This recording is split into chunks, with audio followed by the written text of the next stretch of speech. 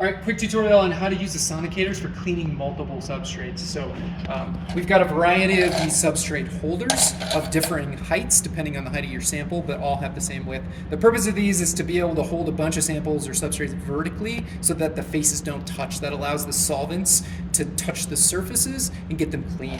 And so you'll select one of these and then you'll stack your samples. These are just pieces of glass, but they could be FTO or silicon. You stack them like this, and then it can be handy to leave this center one open, though you don't have to, just because that makes it easier to grab that with your tweezers. And then you can pick this whole thing up and drop it down inside one of these beakers, make sure it fits, and then put it in the bottom. And then you'll take whatever your solvent is, which is often ethanol or DI water. This is just DI water, and I'm just going to pour that in until it's completely covering, but just because we don't want to waste solvent, so just covering.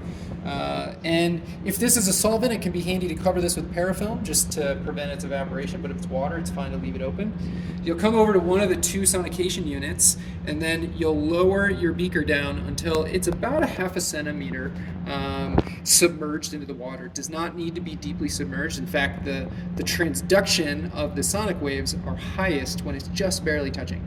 So have it slightly submerged. You can have multiple beakers in here at the same time. And then to turn on the unit, it's a timer unit. And so you'll just turn this unit to the right.